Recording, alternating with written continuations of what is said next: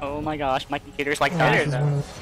That's bad. I think we got this guy. He flashed. Oh my god! Why am I even streaming? Ow.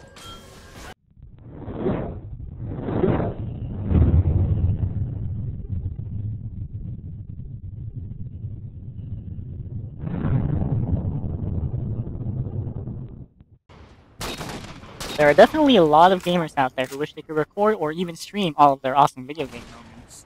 But of course, at what cost? Professional streamers and enthusiasts spend a lot of money on their hardware to get out a good stream to all their viewers, but not everyone can afford that.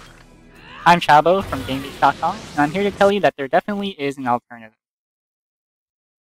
As you can tell from the title of the video, or, well, the picture you're looking at, this is pretty much all about the Live Gamer HD by Avermedia. What drove me to make this video in the first place is, well, what I've noticed is a lot of people are asking is whether this card will help people record or stream better if they're on a lower to mid-grade computer. And, well, you know, that's a legitimate question, because the card does come built in with an H.264 encoder. Basically, let's just say this card was designed to remove the strain from your CPU. Instead of the processor doing all of the work, the encoder on the Live Gamer will do it instead. Logically, that allows your CPU to do other tasks, instead of actually encoding all the frames and all that stuff, like actually playing the game. But ultimately, the question is, how effective is the encoder? And based on my result, it's pretty damn effective, but let's go back a little bit. For the sake of this test, I've actually pulled out all the i7 and the 660 Ti for my computer and put in a dual-core Pentium processor and a Nvidia 8400 GTS, I believe.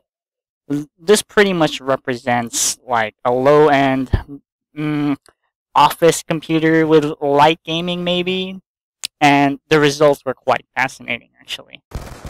As far as recording is concerned, you pretty much can't touch this card. Fraps can't even touch this card. As soon as you click the record button, you can't even tell you're recording. You play your game as if you weren't recording. You can't even put those words in the same sentence. But your frame rates don't reduce, and honestly, I think this card could care less what kind of system you have if all you're going to do is record. I'm pretty sure you can stick this card in potato and it'll still record 1080p, no problem. One thing I like about this card is as you record, it reduces the file size to such manageable rates, but the only issue is, since this video is about using this card in a low-end system, if you're going to be recording 1080p in a low-end system, you might have issues editing it, since editing programs do take a toll on your computer, and you're obviously going to want to make these videos look nice for you viewers. Now that I got recording out of the way, it's time to talk a little bit more about streaming with this card. I ran XSplit as I normally do, but instead of using screen region, I decided to use the Avermedia card as a substitute. And, well, the results were quite surprising. Screen region usually uses up a lot of CPU power. And without the Avermedia in the system, streaming League of Legends brought my CPU to 99% and the game is virtually unplayable. In fact, I could barely load it. But once I put the Avermedia Live card inside the system and, you know, like I said, use it as a substitute for screen region, I was able to play the game at a consistent 60 FPS.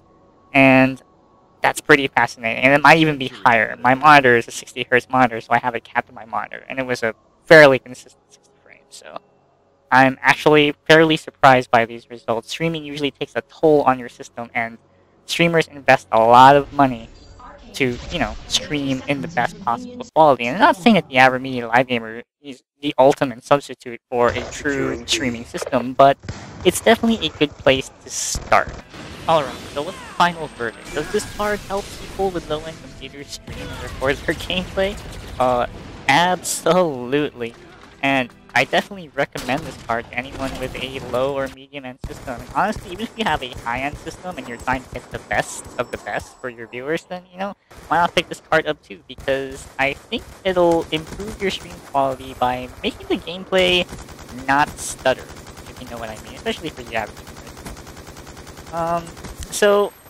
I'll definitely have some more videos for you guys to compare the systems, maybe even put in the good parts and show you what the stream is like.